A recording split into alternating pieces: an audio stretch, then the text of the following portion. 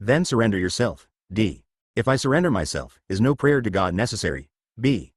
Surrender itself is a mighty prayer. D. But is it not necessary to understand his nature before one surrenders oneself? B. If you believe that God will do all the things that you want him to do, then surrender yourself to him. Otherwise let God alone, and know yourself. Point 1. If there be true surrender, there can be no complaint or frustration. D. We are worldly people and are afflicted by some grief that we cannot get over. We pray to God and are still not satisfied. What should we do? B. Trust God. MG, pp. 42-3, 1. 48d. We surrender but still there is no help. B. But if you have surrendered, it means that you must accept the will of God and not make a grievance of what may not happen to please you. Things may turn out differently from what they appear. Distress often leads people to faith in God. D. But we are worldly people. We have wife, children, friends and relations. We cannot ignore them and resign ourselves to the divine will without retaining some trace of individuality. B. That means that you have not really surrendered, as you say you have. All you need to do is to trust God. Point 1. Following the path of devotion, one should leave everything to God. The Lord bears the burden of the world. Know that the spurious ego which presumes to bear that burden is like a sculptured figure at the foot of a temple tower which appears to sustain the tower's weight.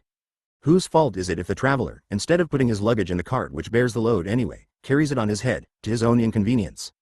2. There cannot even be impatience for speedy realization. To one who was so afflicted, he replied, surrender to him and accept his will whether he appears or vanishes.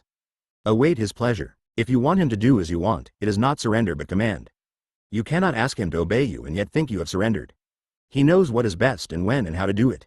Leave everything entirely to him. The burden is his and you have no more cares. All your cares are his. That is what is meant by surrender. Point 3. 1t. 43. 2. FVS. 17. 3. T. 450. 49. Even prayer can betoken a lack of trust, and Bhagavan did not normally encourage prayer in the sense of petition. They pray to God and finish with, Thy will be done. If His will be done, why do they pray at all? It is true that the divine will prevails at all times and under all circumstances. Individuals cannot act of their own accord. Recognize the force of the divine will and keep quiet. Everyone is looked after by God. He created all. You are only one among 2,000 millions. When He looks after so many, will He omit you? Even common sense dictates that one should accept His will. There is no need to tell Him your requirements. He knows them Himself and will look after them. Point 1. On other occasions, however, He would confirm the efficacy of prayer. As in other matters, He would put the viewpoint which would best help the spiritual development of the particular questioner. D. Are our prayers granted? B.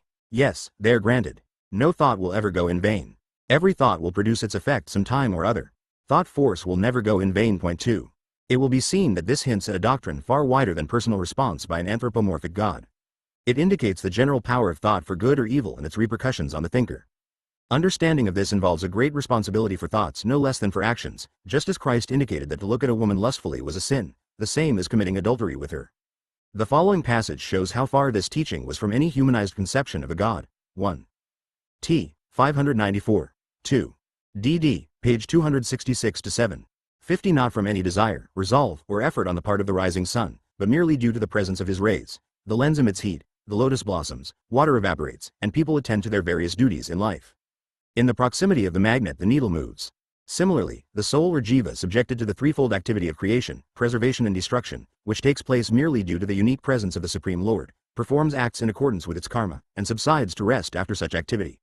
But the Lord Himself has no resolve, no act or event touches even the fringe of His being. This state of immaculate aloofness can be likened to that of the sun, which is untouched by the activities of life, or to that of the all-pervasive ether, which is not affected by the interaction of the complex qualities of the other four elements. 1. Religions. It should be clear from what we said in previous section that Bhagavan's teaching was not opposed to any religion. If philosophers or theologians wished to argue whether the human soul was permanently and essentially separate from the divine being, he would refuse to join issue with them but try to turn them to spiritual effort instead, as, for instance, in his talk with a Jesuit priest on page 39. When they attained realization they would know, and theoretical knowledge without realization would not help them anyway. Strictly speaking, Bhagavan was not exclusively a Hindu or subject to Hindu ritual, since Hinduism recognizes that one who is established in constant, conscious identity with the self is above all religions. He is the mountain peak towards which Section 17, I. 51. The various paths converge. Bhagavan had many followers who were not Hindus, Christians, Muslims, Parsis and others, and none was ever recommended to change his religion. A religion involves two modes of activity, what might be called the horizontal and the vertical. Horizontally, it harmonizes and controls the life of the individual and society in conformity with its faith and morality, giving opportunity and incentive for a good life leading to a good death. Vertically, it provides spiritual paths for those who strive to attain a higher state or realize the ultimate truth during this life on earth. Horizontally, religions are mutually exclusive, but not really contradictory. Bhagavan was concerned rather with the vertical mode, the paths to realization, and therefore his teaching clashed with no religion. He guided those who would follow him on the most direct and central path, the quest of the self, and for this any religion could serve as a foundation. He approved of every religion, and if some devotees came to him who followed no formal religion, he did not insist they should do so. When asked about the different religious practices, he would stress their deeper meaning, and about different religions their basic unity. D. What is yoga? B. Yoga, union, is necessary for one who is in a state of viyoga, separation. But really there is only one. If you realize the self there will be no difference. D. Is there any efficacy in bathing in the Ganges? B. The Ganges is within you. Bathe in this Ganges, it will not make you shiver with cold. D. Should we sometimes read the Bhagavad Gita? B. Always. D. May we read the Bible? B. The Bible and the Gita are the same. D. The Bible teaches that man is born in sin. 52b. Man is sin. There is no feeling of being man as deep sleep. The body thought brings out the idea of sin. The birth of thought itself is sin. D. The Bible says that the human soul may be lost. B. The thought is the ego and that is lost. The real I is, I am that I am. Point 1. The doctrine of the Trinity was explained. God the Father is equivalent to Ishwara, God the Son to the Guru, and God the Holy Ghost to the Atman. Isvaro Gururamati Murti Bibita Vibhajin Vyamavad Vyapta Dahaya Dax Binamartai Namab means that God appears to his devotee in the form of a Guru, Son of God, and points out to him the immanence of the Holy Spirit. That is to say, that God is Spirit, that this Spirit is immanent everywhere and that the Self must be realized, which is the same as realizing God. Point 2. He protested against being satisfied with formal heavens, whether Hindu or any other, because so long as there is form there remains seer, sight and seen and not the one self. D. There is a short account of the spiritual experiences of Saint Teresa in the March number of Prabhupada Bibarata. She was devoted to a figure of the Madonna which became animated to her sight and she was in bliss. Is this the same as Saktipada? B. The animated figure indicates the depth of meditation. Diana Bald. Saktipada prepares the mind for introversion. There is a process of concentration of the mind on one's own shadow which in due course becomes animated and answers questions put to it. That is due to strength of mind or depth of meditation. Whatever is external is also transitory. Such 1t. 164. 2. T. 90. 53 phenomena may produce joy for the time being, but abiding peace, shanti, does not result. That is God only by the removal of avidya, ignorance. Point 1. D. Can't we see God in concrete form? B. Yes. God is seen in the mind. A concrete form may be seen but still it is only in the devotee's mind. The form and appearance in which God manifests are determined by the mind of the devotee. But that is not the ultimate experience. There is a sense of duality in it. It is like a dream or vision. After God is perceived, self-enquiry begins and that leads to realization of the self. Self-enquiry is the ultimate root. Point 2. Sometimes his answers were cryptic and epigrammatical. The same universal truth is to be found in them. Their rather prickly form may reflect the aggressive manner of the questioner. Q. What is the best of all religions? What is Bhagavan's method? B. All methods and religions are the same. Q. But different methods are taught for attaining liberation. B. Why should you be liberated? Why not remain as you are now? Q. I want to get rid of pain. To be rid of pain is said to be liberation. B. That is what all religions teach. Q. But what is the method? B. Go back the way you came. Asterisk Q. Where did I come from? 1t. 393. 2. T. 251. Cf. Christ's injunction to return to the mother's womb and be born again. 54b. That is just what you have to find out. Did these questions arise when you were asleep? And yet you existed then. Were you not the same person? Q. Yes, I existed in sleep. So did the mind, but the senses had merged so that I could not speak. B. Are you the individual? Are you the mind? Did the mind announce itself to you when you were asleep? Q. No, but the authorities say that the individuality is different from God. B. Never mind about God. Speak for yourself. Q. What about myself? Who am I? B. That is just what you have to find out. Then you will know everything. If you do not, it will be time enough to ask then. Q. When I wake, I see the world and I am not changed at all. B. But you do not know this when asleep. And yet you exist in both states. Who has changed now? Is it your nature to change or to remain unchanging? Q. What is the proof? B. Does one require proof of one's own being? Only remain aware of yourself and all else will be known. Q. Why then do the dualists and non-dualists quarrel among themselves? B. If each would attend to his own business, of seeking realization, there would be no quarrel. Point 1. Spiritual experience may be differently expressed because some form must be given to the formless in order to express them at all, but essentially they are the same. D. Is the experience of the highest state the same to all, or is there any difference? T. 479. 1. 55b. The highest state is the same and the experience is the same. D.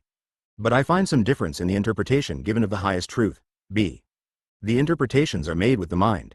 The minds are different, so the interpretations also differ. D. I mean to say that the seers express themselves differently. B. Their modes of expression may differ according to the nature of the seekers for whose guidance they are intended. D. One speaks in terms of Christianity, another of Islam, a third of Buddhism, etc. Is that due to their upbringing? B. Whatever may be their upbringing, their experience is the same. Only the modes of expression differ according to circumstances. Point 1. So also with different paths or schools within a religion. D. Different teachers have set up different schools and proclaimed different truths and so confused people.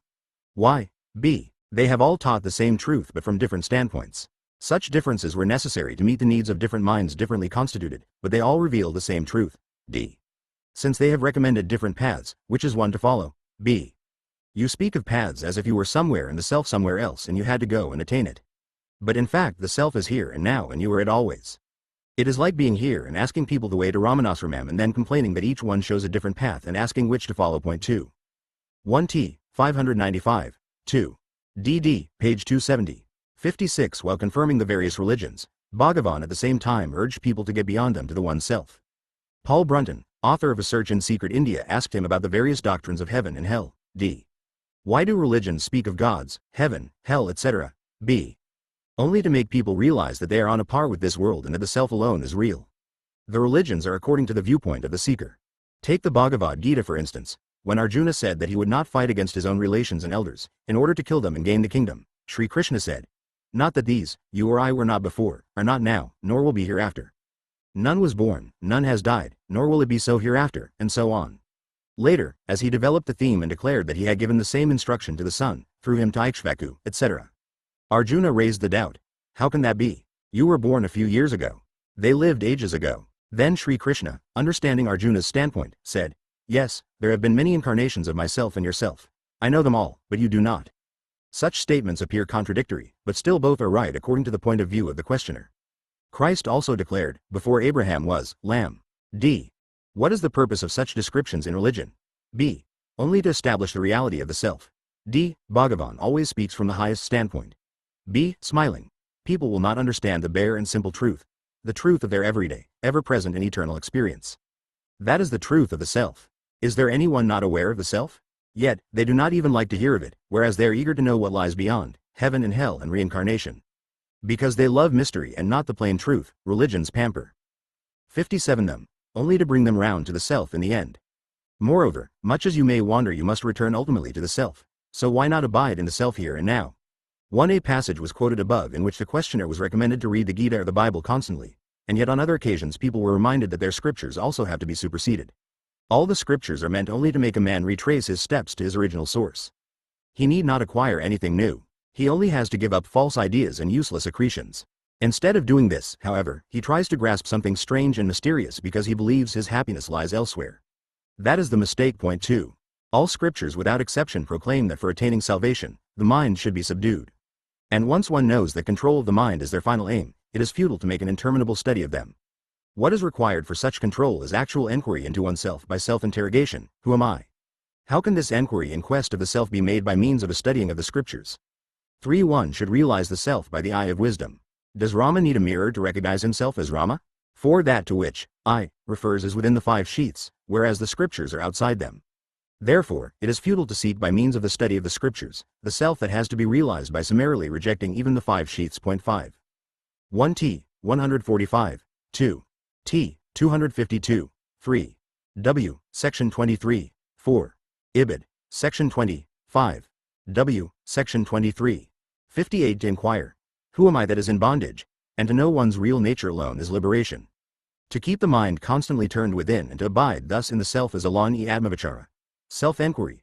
Whereas dhyana, meditation, consists in fervent contemplation of the self as sat sibit ananda, being consciousness bliss.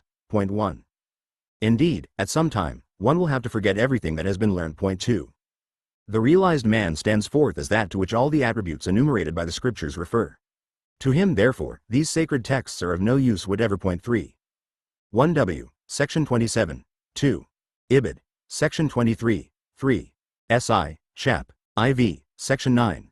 59 Chapter 2 From Theory to Practice. As was shown in the previous chapter, the theory that the Maharshi taught was intended only to serve as a basis for practice.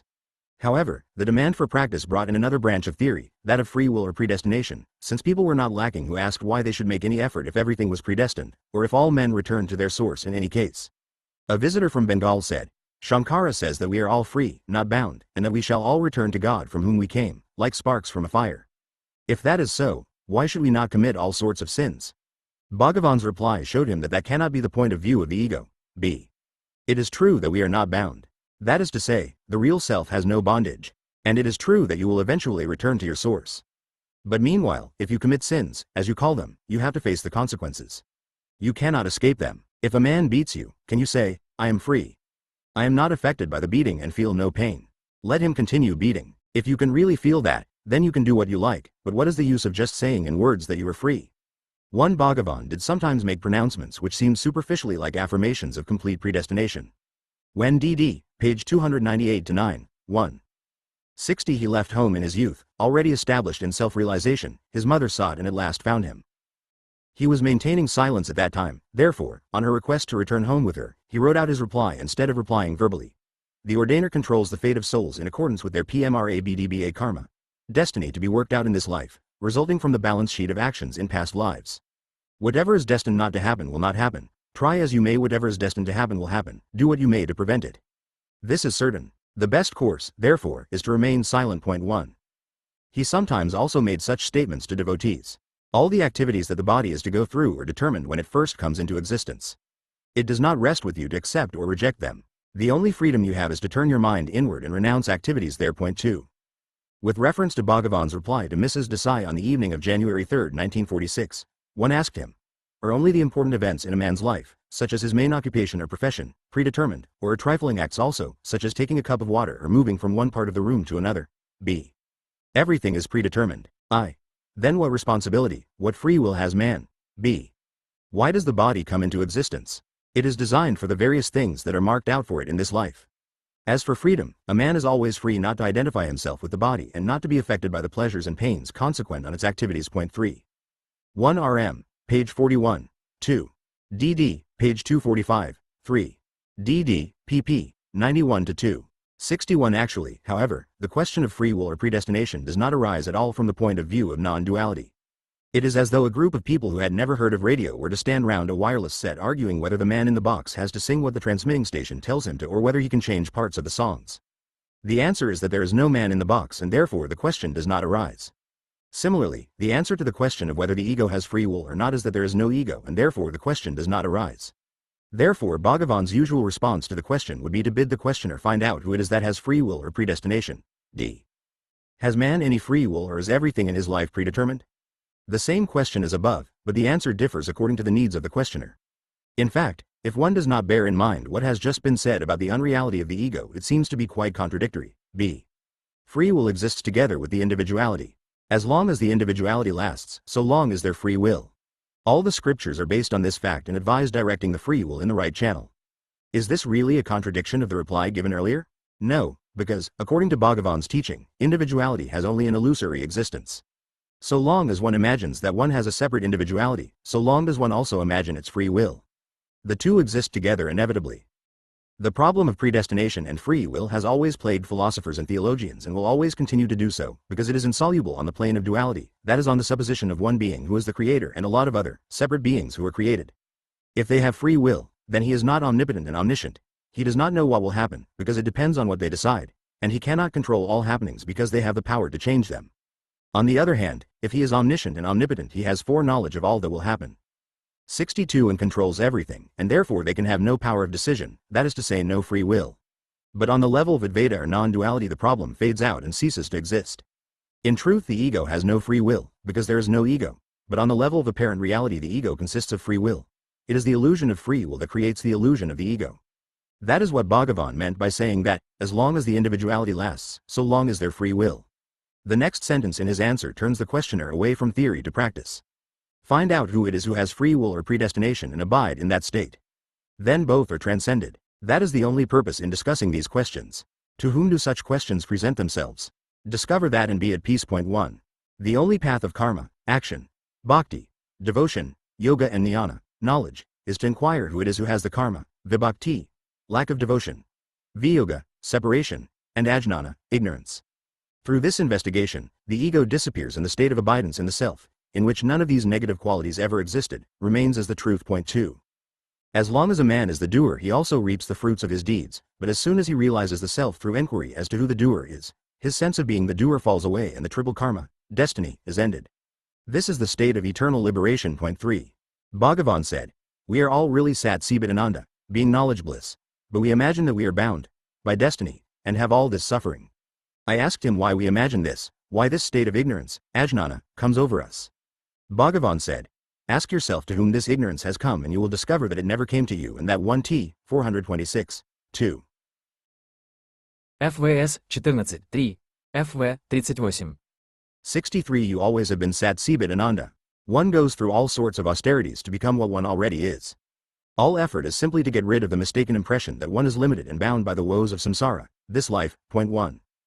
2d. Is there predestination? And if what is destined to happen will happen, is there any use in prayer or effort, or should we just remain idle? This is a concise form of the question which Bhagavan was so often asked, and the reply is typical in that it does not expound theory but prescribes what to do. b. There are only two ways in which to conquer destiny or be independent of it. One is to inquire who undergoes this destiny and discover that only the ego is bound by it and not the self, and that the ego is non-existent. The other way is to kill the ego by completely surrendering to the Lord, by realizing one's helplessness and saying all the time, "Not I, but thou, oh, my Lord," and giving up all sense of I and mine, and leaving it to the Lord to do what he likes with you. Surrender can never be regarded as complete so long as the devotee wants this or that from the Lord. True surrender is love of God for the sake of love and for nothing else, not even for the sake of salvation.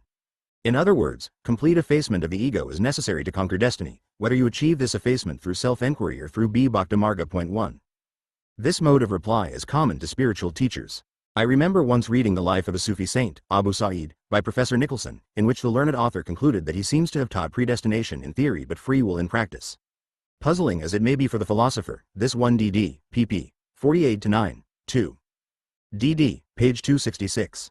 64 is the attitude of all spiritual teachers, just as Christ affirmed that not even a sparrow can fall without the will of God, and that the very hairs on one's head are numbered, just as the Quran affirms that all knowledge and power are with God and that he leads aright whom he will and leads astray whom he will.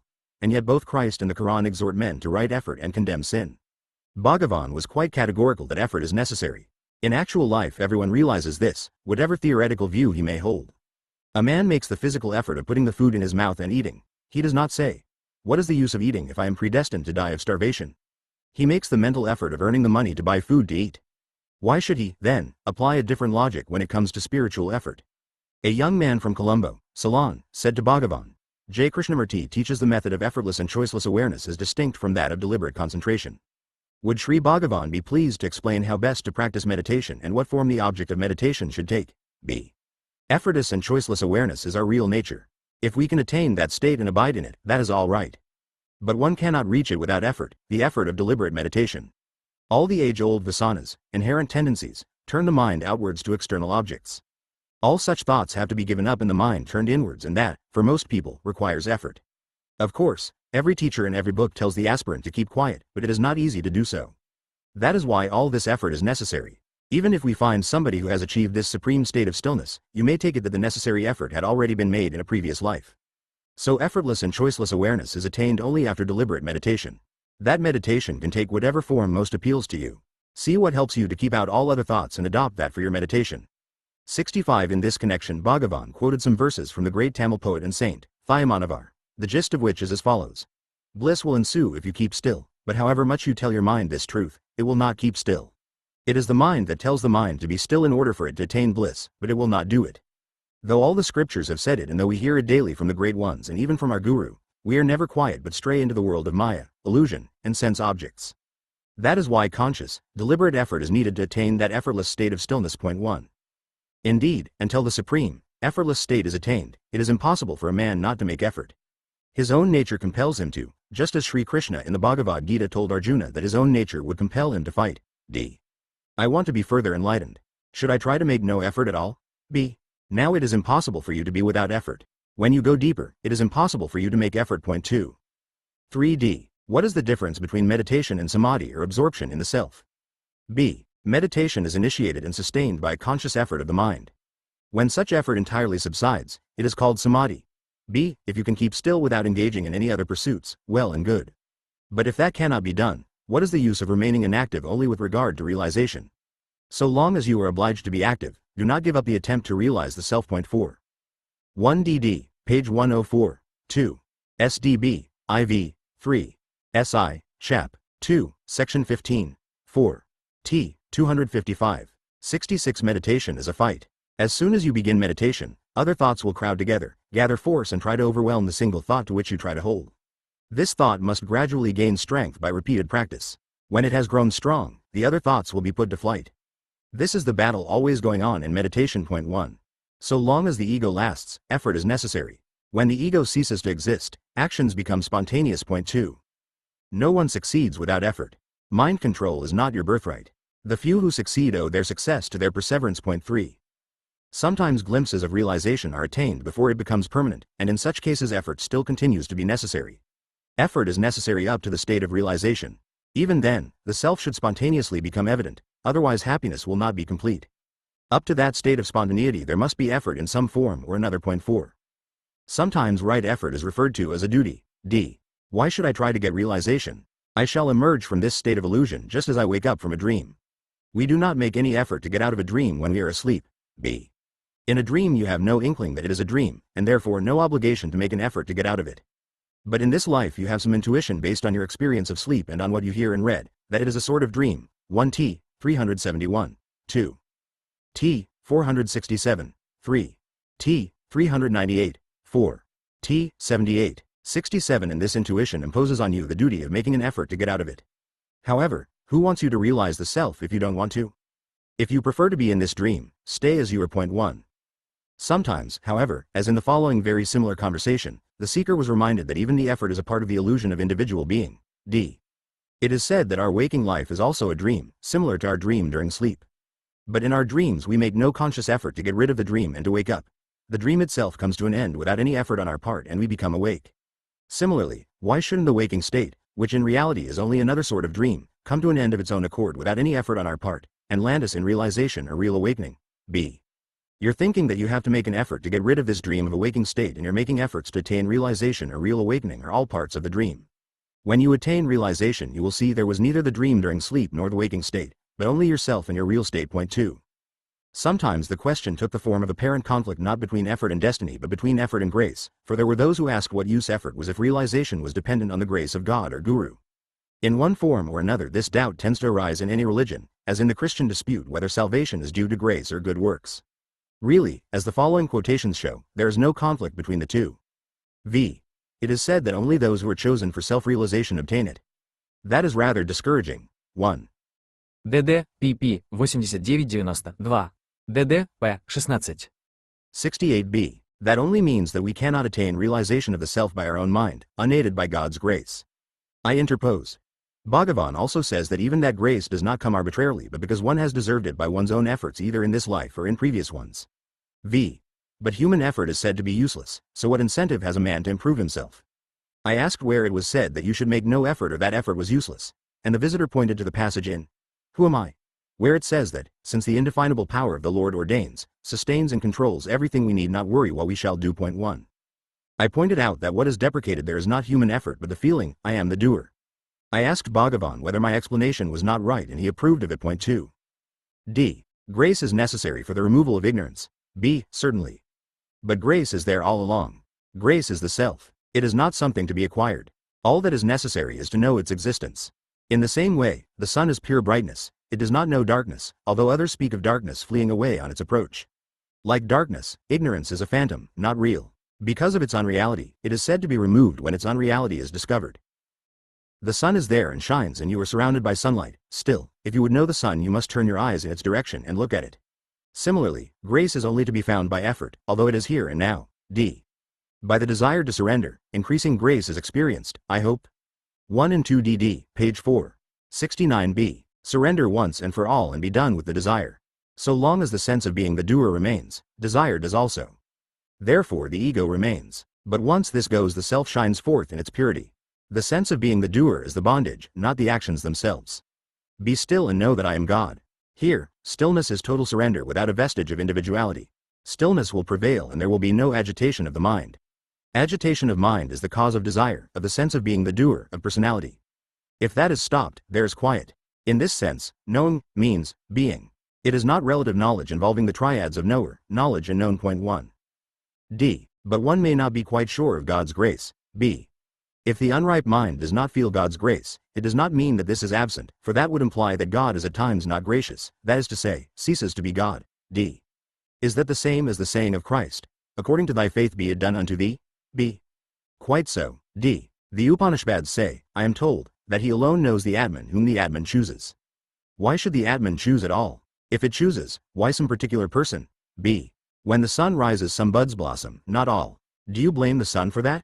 Nor can the bud blossom of itself. It requires the sunlight to enable it to do so. D. May we not say that the help of the Atman is needed because it is the Atman that drew over itself the veil of Maya? B. You may say so. D. If the Atman has drawn the veil over itself, should it not itself remove the veil? T. 354. I. 70b. It will. But who complains of being veiled? Ask yourself that. D. Why should I? Let the Atman itself remove the veil. B. If the Atman complains about the veil, then the Atman will remove it. 1. D. If the Supreme Being is omnipresent, as he is said to be, his realization ought to be an easy thing.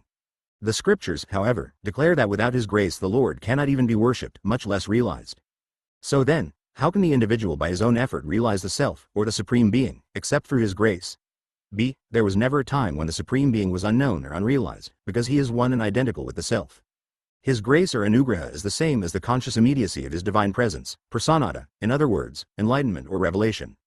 One's ignorance of this self-revealing immediacy of divine grace is no proof to the contrary. If the owl does not see the sun that illumines the whole world, is that the fault of the sun? Is it not due to the defectiveness of the bird's sight? Similarly, if the ignorant man is unaware of the ever-luminous Atman or Self, can that be attributed to the nature of the Atman itself? Is it not the result of his own ignorance? The Supreme Lord is eternal grace. Therefore, there is really no such individual act as bestowing grace, and, being ever present, the manifestation of grace is not confined to any particular period or occasion. 2. Turning to God and desiring his grace is itself grace. D. Doubts keep arising. That is why I ask how it is to be done. 1. Mg, pp. 43-4, 2. Si, chap. 2, section 7, 71b. A doubt arises and it is cleared. Another arises and that is cleared, only to make way for another, and so it goes on. So there is no possibility of clearing away all doubts. Find out instead to whom the doubts come. Go to their source and stay there. Then they cease to arise. That is how doubts are to be cleared away. D. Only grace can help me do it. B. Grace is not something outside you. In fact, your very desire for grace is due to grace that is already working in you. 1. Grace is represented alike as the grace of God or Guru. D. Isn't success dependent on the grace of the Guru? B. Yes, but isn't your practice itself due to such grace? Its fruits spring from it automatically. There is a stanza in Kaivalya which runs, O Guru, you have always been with me, watching over me, one incarnation after another, and have shaped my course until I was liberated. The Self manifests externally as the Guru when occasion demands. Otherwise he always remains within, doing what is required. 2. V. In actual practice, I find I cannot succeed in my efforts unless Bhagavan's grace descends on me. B. The Guru's grace is always there. You imagine it to be something somewhere high up in the sky that has to descend, but really it is inside you, in your heart, and the moment you effect the subsidence or merging of the mind into its source, by whatever method, the grace rushes forth, spouting as from a spring within you. 3. 1 T. 618, 2. T. 425, 3. DD, page 28. 72 Chapter 3 Life in the World. Once anyone decided to proceed from theory to practice on the basis of Bhagavan's teachings, the question was apt to arise how that affected his life in the world. Hinduism does not necessarily enjoin physical renunciation for active spiritual seekers, as did, for instance, the original teaching of Christ or Buddha. On the contrary, the state of the householder is honored and the path of right action is a legitimate path. In fact, the classical system in ancient India was that a man should retire into the homeless state only after he had fulfilled his duties as a householder and had an adult son or sons to replace him. However, the doctrine of non-duality, together with the path of self-enquiry, to be described in a later chapter, which is based on it, has been traditionally recognized as suitable to the world renouncer. It was therefore natural that Bhagavan's followers often asked him whether they should renounce the world. At the same time, it was a remarkable indication of the amount of spiritual determination which still remains in modern India, for renouncing the world does not mean living a solitary life in a little house and garden of one's own, as it might in the West, or even retiring to the austere security of a monastery, but going forth homeless and penniless, depending on the charitable for food and clothing and sleeping in a cave or temple or wherever possible. It does sometimes happen in modern times that a sadhu accepts a small grant from his family, enough to buy food and the simplest clothing, but even so, it is a bare, hard life. Nevertheless, there were constant requests to be allowed to take this life, and constantly Bhagavan withheld permission. The work was internal and had to be done in the mind, whatever the conditions of life. 73b. Why do you think you are a householder? The similar thought that you are a sannyasi will haunt you even if you go forth as one. Whether you continue in the household or renounce it and go to live in the forest, your mind haunts you. The ego is the source of thought. It creates the body and the world and makes you think of being a householder. If you renounce, it will only substitute the thought of renunciation for that of the family and the environment of the forest for that of the household. But the mental obstacles are always there for you. They even increase greatly in the new surroundings. Change of environment is no help. The one obstacle is the mind, and this must be overcome whether in the home or in the forest. If you can do it in the forest, why not in the home? So why change the environment? Your efforts can be made even now, whatever be the environment. D. Is it possible to enjoy samadhi while busy with worldly work? B. It is the feeling, I work, that is the hindrance. Ask yourself, who works? Remember who you are. Then the work will not bind you. It will go on automatically. Make no effort either to work or to renounce. Your effort is the bondage. What is destined to happen will happen. If you are destined to work, you will not be able to avoid it. You will be forced to engage in it. So leave it to the higher power. It is not really your choice whether you renounce or retain. Point 1. When women carrying jars of water on their heads stop to talk, they are very careful, keeping their mind on the water jars. Similarly, when a sage engages in activity, his mind remains fixed in the self and his activity does not distract him. Point 2. 1 mg, page 4. 5.2. Т. 231. 74d. I believe celibacy is necessary even for a householder if he is to succeed in self-enquiry. Am I right? B. First find out who the wife and husband are. Then the question will not arise. Point 1. D. Isn't brahmacharya, celibacy, necessary for realization of the self? B. Brahmacharya means living in Brahman. It has no connection with celibacy as commonly understood. A real brahmachari is one who lives in Brahman and finds bliss in Brahman, which is the same as the self. Why, then, should he look for other sources of happiness? In fact, it is emergence from the self that is the cause of all misery. D. But isn't celibacy necessary for yoga? B. It is one aid to realization among many others. D. Then is it not indispensable? Can a married man realize the self? B. Certainly. It is a question of fitness of mind. Married or unmarried, a man can realize the self, because the self is here and now. If it were not, but were obtainable by some effort at some future time, if it were something new to be acquired, it would not be worth seeking, because what is not natural cannot be permanent. What I say is that the self is here and now and that it alone is. Point 2.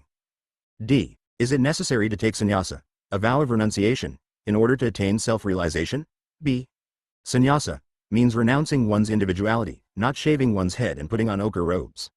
A man may be a householder, but if he does not think he is one, he is a sannyasin. On the other hand, he may wear ochre robes and wander about, but so long as he thinks he is a sannyasin, he is not one. To think about one's renunciation defeats the purpose of renouncing. Point 3. 1 T. 484. 2. T. 17. 3. T. 427. 75. What do you mean by taking sannyasa? Do you think it means leaving your home or wearing robes of a certain color? Wherever you go, even if you fly up into the air, will your mind not go with you? Or, can you leave it behind you and go without it? 1. Why should your occupation or duties in life interfere with your spiritual effort? For instance, there is a difference between your activities at home and in the office. In your office activities, you are detached, and so long as you do your duty, you do not care what happens or whether it results in gain or loss to the employer.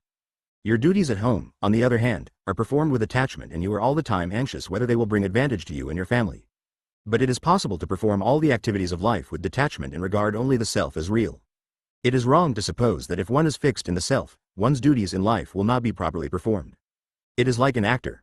He dresses and acts and even feels the part he is playing, but he knows really that he is not that character but someone else in real life. In the same way, why should the body consciousness or the feeling, I am the body, disturb you, once you know for certain that you are not the body but the self? Nothing that the body does should shake you from abidance in the self. Such abidance will never interfere with the proper and effective discharge of whatever duties the body has, any more than an actor's being aware of his real status in life interferes with his acting a part on the stage. Point 2. D. It has been definitely stated that so long as there is the least trace of the I am the doer idea, there can be no realization. 1 DD, page 232. 2. DD, pp. 244-5. 76. But is it possible for a householder who earnestly desires liberation to fulfill his duties without this idea? B. There is no principle that actions can be performed only on the basis of the I am the doer idea, and therefore there is no reason to ask whether they can be performed and the duties discharged without that idea. To take a common example, an accountant working all day in his office and scrupulously attending to his duties might seem to the spectator to be shouldering all the financial responsibilities of the institution. But, knowing that he is not personally affected by the intake or outgoings, he remains unattached and free from the I am the doer feeling in doing his work, while at the same time he does it perfectly well.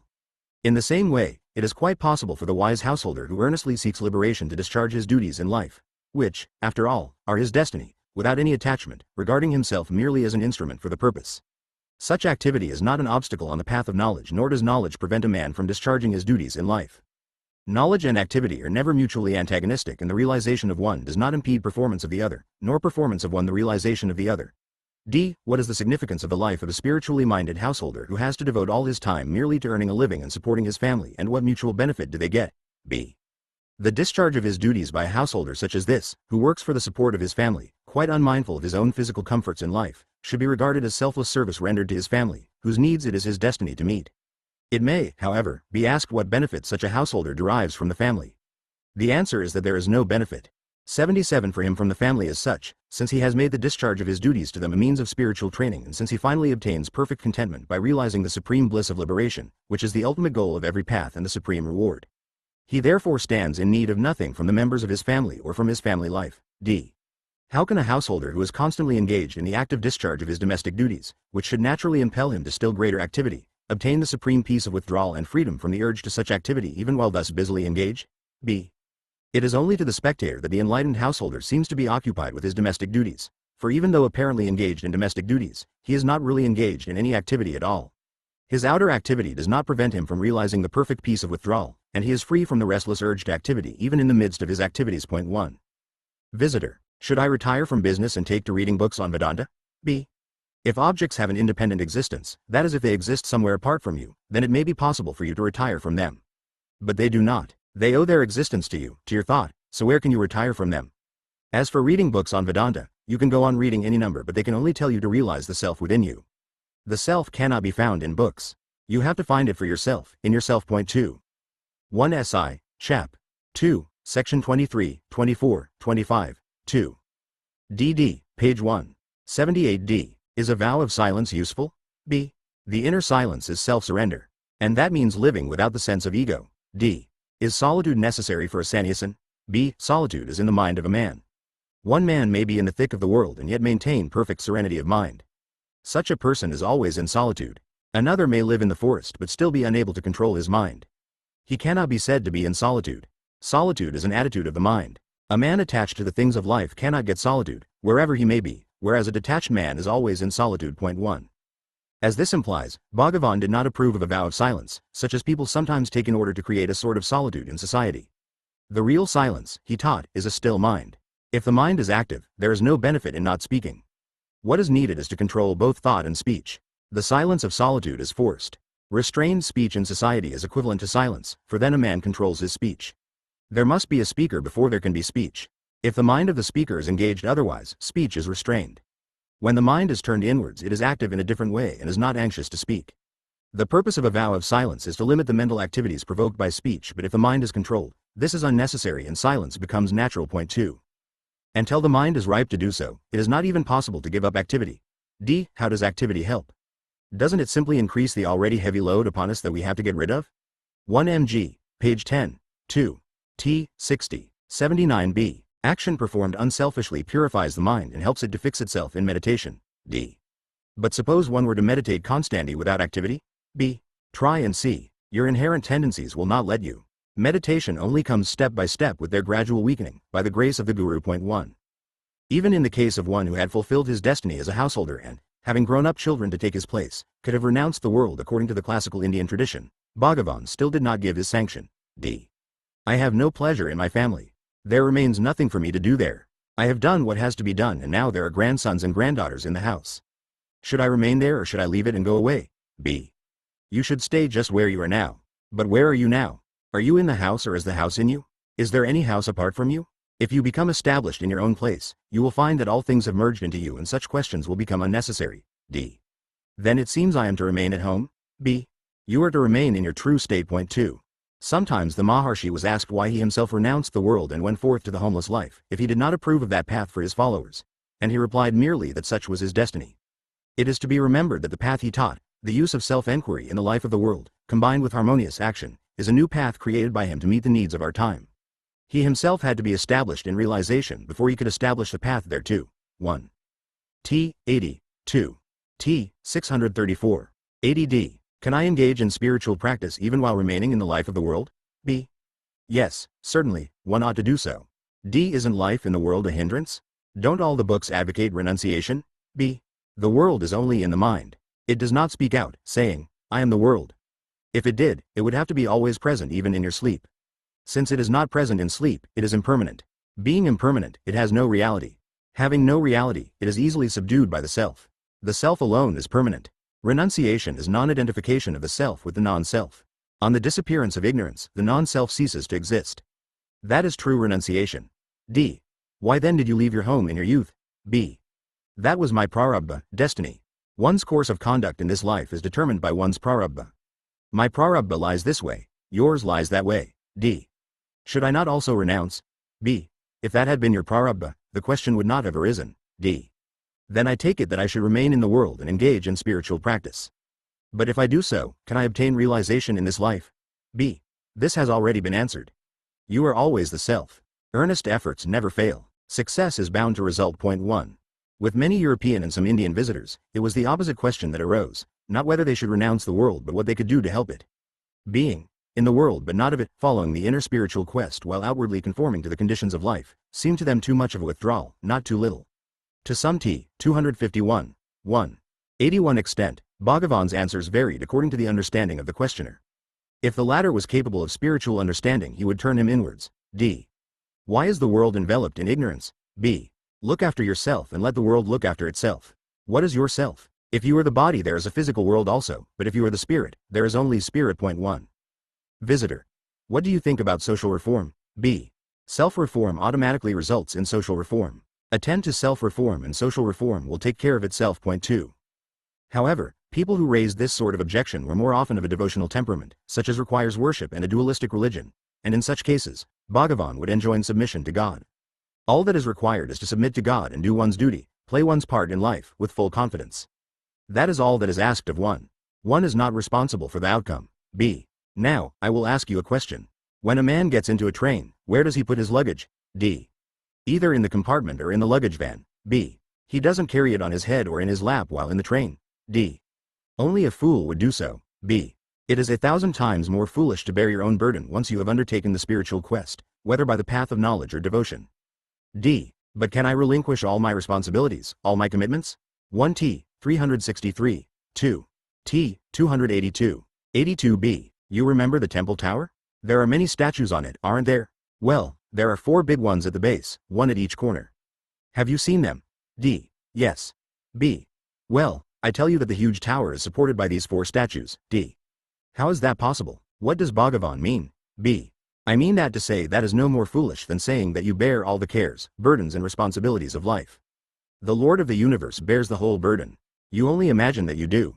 You can hand over all your burdens to him. Whatever you have to do, you will be made an instrument for doing it at the right time. Do not imagine that you cannot do it unless you have the desire to. It is not desire that gives you the necessary strength. The strength is the Lord's. Point 1. Sometimes there was a more pressing anxiety about the state of the world and a desire to assume responsibility. D. Will Bhagavan give his opinion on the future of the world, as we are living in critical times? B. Why should you worry about the future? You don't even know the present properly. Take care of the present and the future will take care of itself. D. Will the world soon enter a new era of friendliness and mutual help, or will it go down in chaos and war? B. There is one who governs the world and it is his task to look after it. He who has given life to the world knows how to look after it also. He bears the burden of this world, not you. D. Yet, if one looks round with unprejudiced eyes, it is hard to see where this benevolent care comes in. SDB. P. XXVI. XXVII. 1. 83b. As you are, so is the world.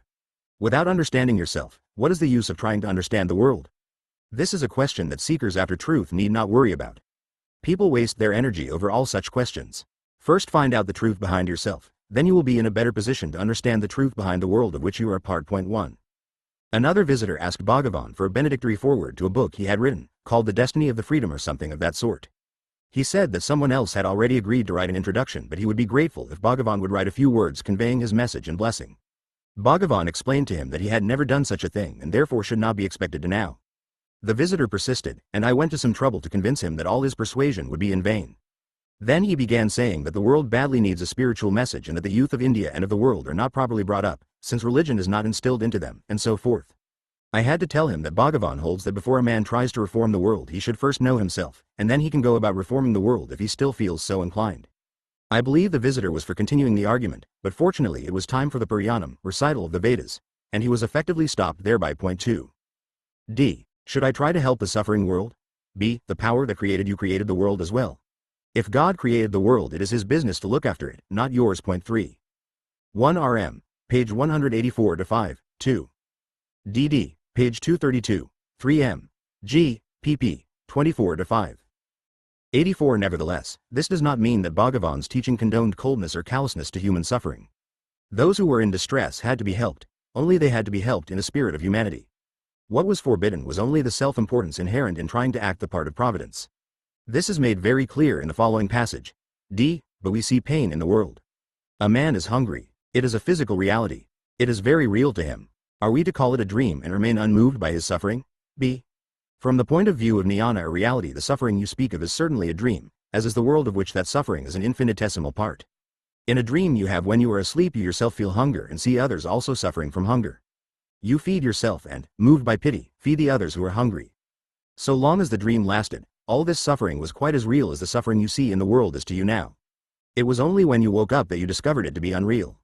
You might have eaten heartily before going to sleep, but you still dreamt that you had been working hard in the hot sun all day and were tired and hungry. Then you woke up and found that your stomach was full and that you had not stirred from your bed. But all this is not to say that while you are in the dream you can act as if the suffering you feel in it is not real. The hunger in the dream has to be appeased by dream food. The fellow beings you find hungry in the dream have to be provided with dream food. You can never mix the two states, the dream and the waking state. Similarly, till you attain the state of realization and thus wake out of this illusory, phenomenal world, you must do social service by relieving suffering whenever you see it. But even so you must do it without a bhankara, that is without the sense of, it is I who am doing it. Instead you should feel, I am the Lord's instrument. Similarly, 85. You must not be conceited and think, I am helping a man who is below me. He needs help and I am in a position to give it.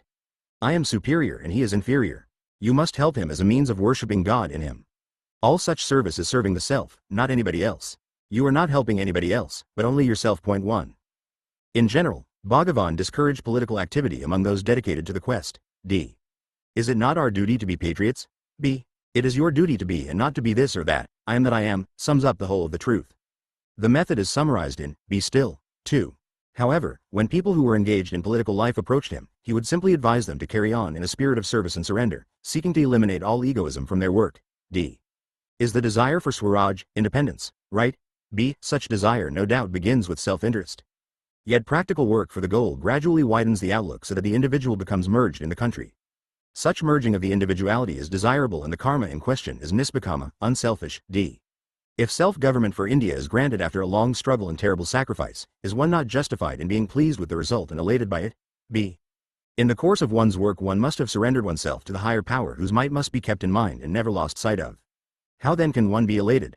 One should 1 DD, page 94, 2. MG, page 25, 86 not even care for the result of one's action.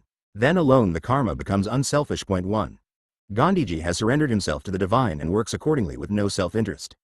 He does not concern himself with the results but accepts them as they turn up. That must be the attitude of national workers. Q. Will the work be crowned with success? B. This question arises because the questioner has not surrendered himself. Q. Should we then not think of and work for the welfare of the country? B. First take care of yourself and the rest will naturally follow. Q. I am not speaking individually but for the country. B. First surrender and then see. Doubts arise because of the absence of surrender. Acquire strength by surrender and then your surrounding will be found to have improved to the degree of strength acquired by you. Point 2. Persons whose temperament drew them to activity and who found it hard to understand that spiritually there are no others, queried whether there was not some egoism in seeking their own realization, not understanding that the very expression their own did not apply and that not merely egoism but the ego itself had to be renounced. Bhagavan himself was asked why he did not go about preaching to the people. D. Why doesn't Sri Bhagavan go about preaching the truth to the people at large? B. How do you know that I don't? Does preaching consist in mounting a platform and haranguing the people around? 1T, 502, 2. T, 521.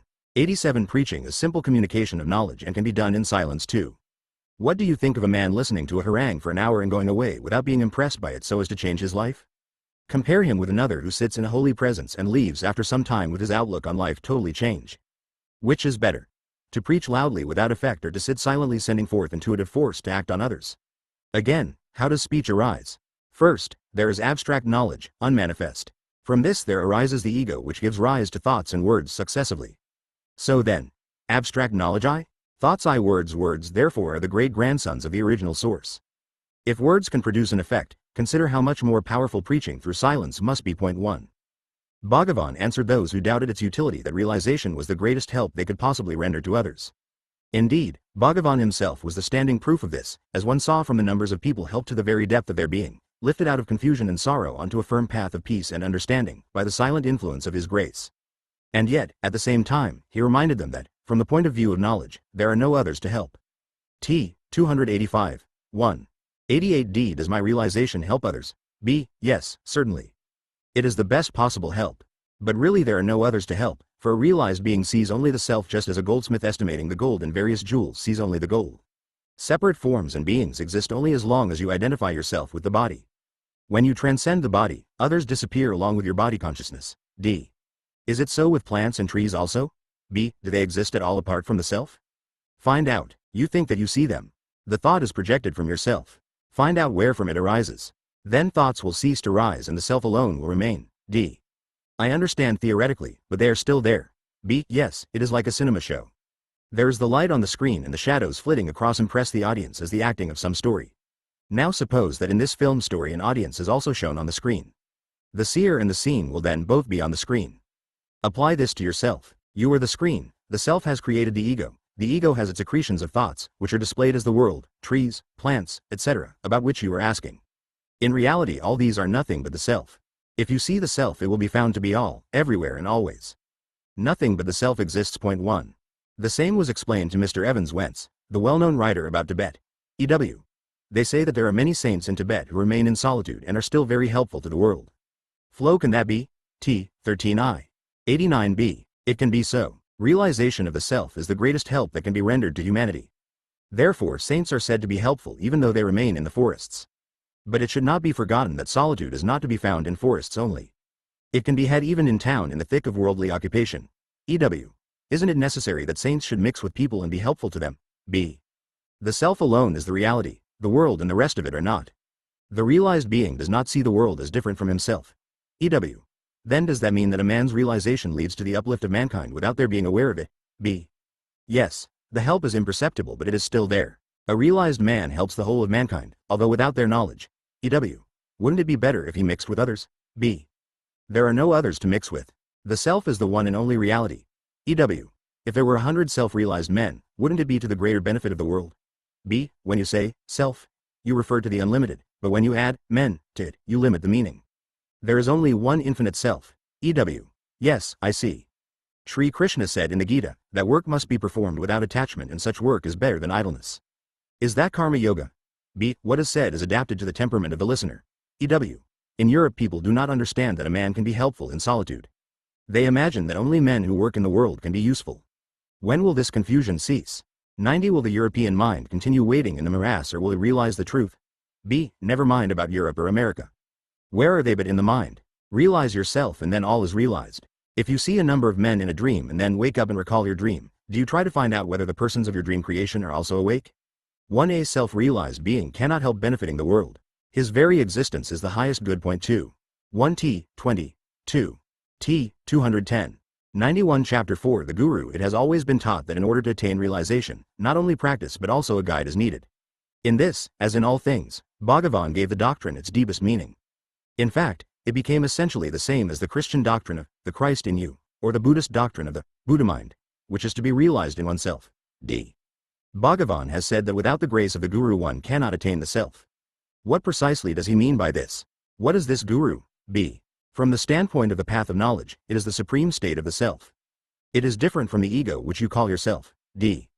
Then, if it is the supreme state of my own self, in what sense does Bhagavan mean that I cannot reach it without the grace of the Guru? B. The ego is the individuality and is not the same as the Lord of all. When it approaches the Lord with sincere devotion, he graciously assumes name and form and takes it to himself. Therefore they say that the Guru is none other than the Lord. He is the human embodiment of divine grace. This would seem to mean, then, that the Guru is the Lord or the self manifested outwardly in human form and that this outward manifestation is necessary. But the questioner, in the present instance, was not convinced of this, since he knew that Bhagavan himself had had no human guru and that there are other cases on record also, especially among the founders of religions. He therefore continued, 92d. But there are some who seem to have had no human guru at all. B. True. In the case of certain great souls, God reveals himself as the light of the light from within. 1. It occasionally happened that some questioner would openly raise the objection that Bhagavan himself had not a guru, and in such cases, his reply would be that the guru need not necessarily take human form. Some who knew his teaching at second hand suggested that he did not hold it necessary to have a guru and explained the lack of explicit initiation in that way, but he rejected this suggestion unequivocally. S.S. Cohen has recorded a conversation on this subject with Dilip Kumar Roy, the celebrated musician of Sri Aurobindo Ashram. Dilip. Some people report Maharshi to deny the need of a guru. Others say the reverse. What does Maharshi say? B. I have never said that there is no need for a guru. Dilip. Sri Aurobindo often refers to you as having had no guru. B. That depends on what you call guru. He need not necessarily be in human form. Dattatreya had 24 gurus, the elements, and so on. That means that any form in the world was his guru. Guru is absolutely necessary. The Upanishads say that none but a guru can take a man out of the jungle of mental and sense perceptions, so there must be a guru. Dilip. I mean a human guru. The Maharshi didn't have one. B. I might have had at some time or other. And didn't I sing hymns to Arunachala? What is a guru? Guru is God or the self. First a man prays to God to fulfill his desires, then a time comes ISDBV, v. 93 when he does not pray for the fulfillment of a desire, but for God himself.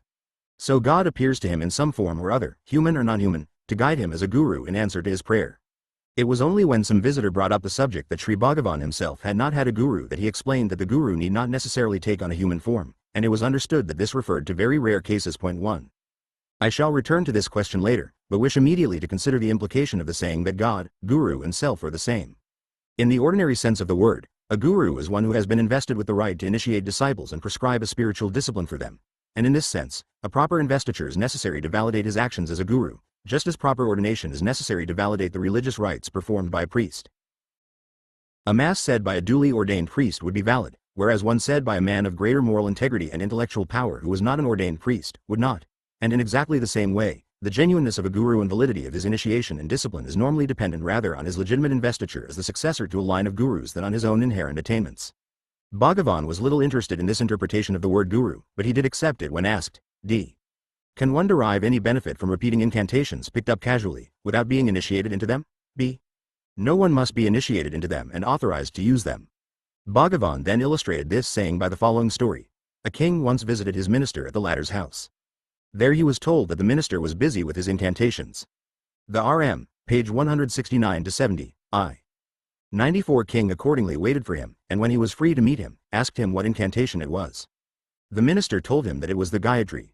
The king then asked the minister to initiate him into the use of it, but the latter declared that he was unable to. Thereupon the king learned it from someone else, and the next time he met the minister he repeated it to him and asked him whether it was right. The minister replied that the incantation was right but that it was not right for him to say it. The king asked why. The minister called an attendant who was standing nearby and told him to arrest the king. The order was not obeyed. The minister repeated it and still it was not obeyed. The king then flew into a temper and ordered the attendant to arrest the minister, which he immediately did.